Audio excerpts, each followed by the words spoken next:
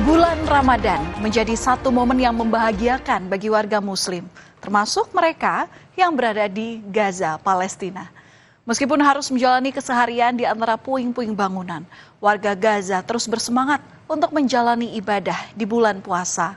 Di tengah masa perundingan menjelang gencatan senjata kedua, warga Gaza berharap tidak lagi ada serangan dari militer Israel. Tahap pertama gencatan senjata berakhir pada hari Sabtu 1 Maret 2025. Tetapi berdasarkan ketentuan kesepakatan, pertempuran tidak boleh dilanjutkan selama negosiasi sedang berlangsung pada tahap kedua. Nyaris tak ada lagi bangunan yang layak digunakan sebagai hunian di Gaza. Bulan Ramadan yang semestinya menjadi momen yang hangat untuk lebih banyak berkumpul bersama keluarga di rumah harus dilewati warga Gaza dengan tinggal di antara reruntuhan bangunan. Mereka pun menjalani Ramadan dengan rasa kekhawatiran. Meski mensyukuri Ramadan terasa lebih baik daripada tahun lalu yang dibayangi oleh serangan militer Israel. Namun, berbagai kebiasaan yang biasanya dilakukan saat Ramadan seperti berbelanja keperluan Ramadan, sholat bersama di masjid, kini sulit untuk dilakukan. عامة يعني كل سنة بنطبخ أول يوم ملوخية ودجاج وشوربات وسلطات، أما اليوم يعني الوضع لا يسمح لا رحنا سوق ولا إشي، لأنه الوضع على قد الحال لبين ما الله يفرجها علينا، والحمد لله رب العالمين، لأنه ما في يعني إلي معيل في البيت، ما في مادة، ما في رواتب، ما في أي إشي. Di tengah keterbatasan, warga Gaza tetap berupaya untuk menumbuhkan rasa kebersamaan di bulan Ramadan. Mereka bersyukur tidak ada serangan udara yang mengguncang saat berbuka puasa ataupun ledakan saat sahur. Untuk merayakan bulan Ramadan yang tenang, umat Islam di Gaza menggelar buka puasa bersama dengan memasang meja panjang di tengah reruntuhan. Lampu warna-warni pun dipasang di sekitar lokasi buka bersama warga Gaza.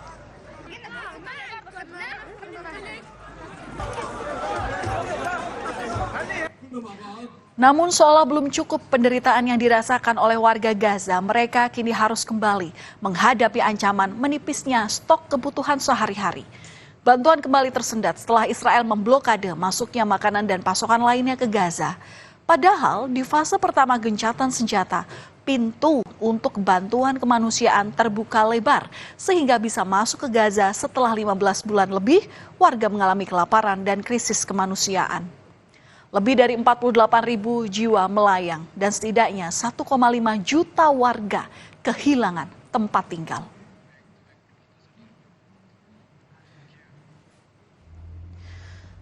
Saudara, truk-truk yang membawa bantuan kemanusiaan untuk Gaza ini dikirim kembali ke Mesir setelah Israel menghentikan masuknya semua pasokan makanan maupun bantuan medis ke Gaza. Israel memperingatkan konsekuensi tambahan jika Hamas tidak menerima usulan baru untuk memperpanjang gencatan senjata. Ancaman ini membuat mediator utama Mesir menuduh Israel menggunakan kelaparan sebagai senjata.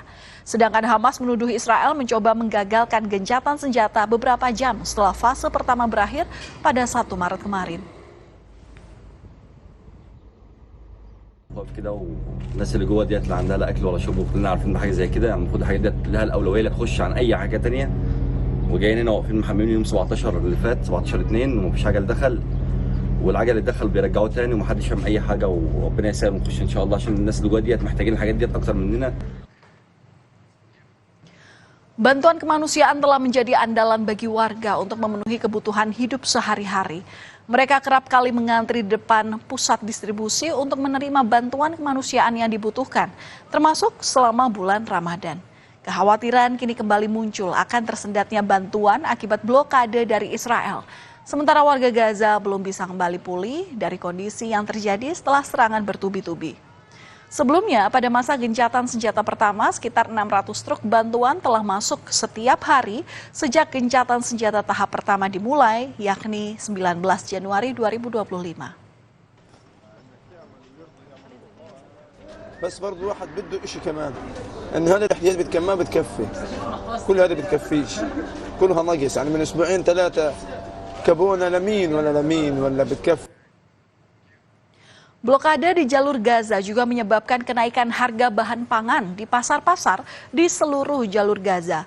Warga menduga ada penimbunan persediaan makanan karena orang-orang khawatir Israel melanjutkan serangan. Meski masih terasa sulit, namun beberapa warga menyatakan bulan suci Ramadan tahun ini lebih baik daripada tahun sebelumnya.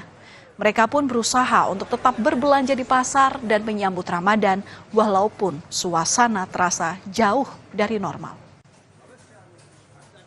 الوضع صعب جدا على الناس، حياة صعبة، معيشة صعبة، أغلب الناس بيوتها انهدت، في ناس مش قادرة تجيب مونة رمضان لشهر الفضيل هذا، بالعكس أملنا بالله كبير، ربنا ما بنسى حدا من فضل.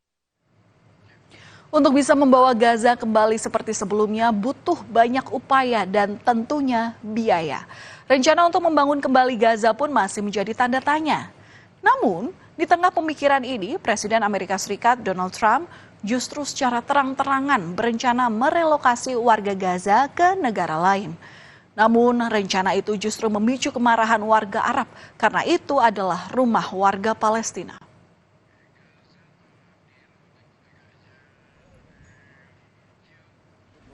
Warga Palestina di Gaza pun menolak rencana Presiden Amerika Serikat Donald Trump yang ingin mengosongkan wilayah itu secara permanen.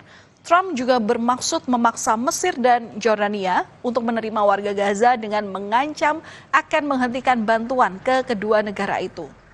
Baik itu serius, taktik negosiasi maupun pengalihan perhatian, warga Palestina menolak gagasan relokasi. Menurut Trump, warga Gaza harus dipindahkan agar wilayah itu bisa dibangun kembali menjadi Riviera Timur Tengah.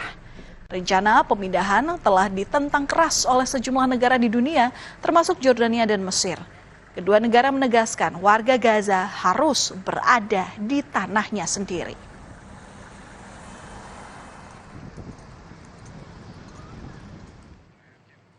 Usulan relokasi Trump juga mendapat penolakan dari berbagai negara lainnya. Presiden Mesir menolak saran Presiden Amerika Serikat karena hal itu akan merusak gagasan kenegaraan dan menimbulkan ketidakstabilan.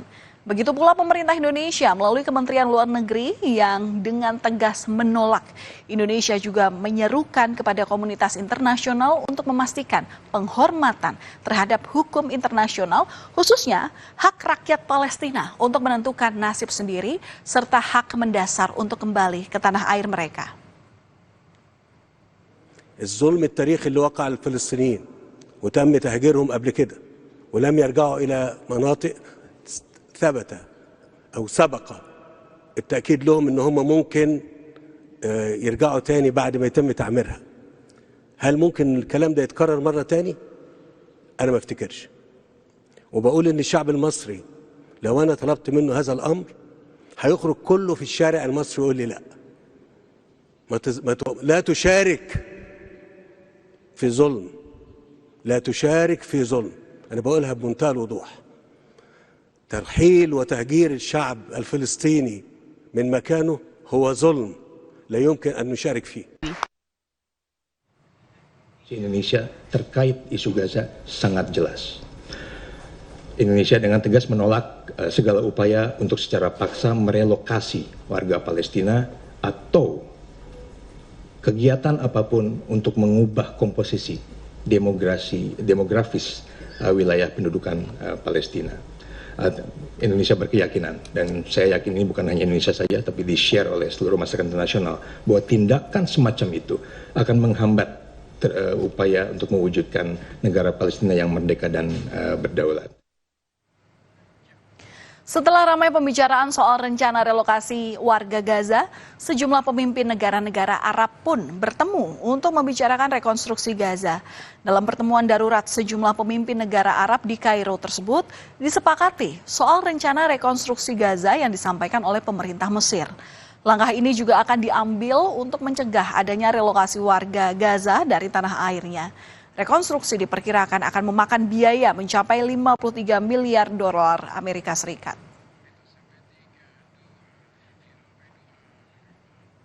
Saudara, dalam momen Ramadan ini warga Gaza menyampaikan banyak harapannya untuk hari esok yang lebih baik.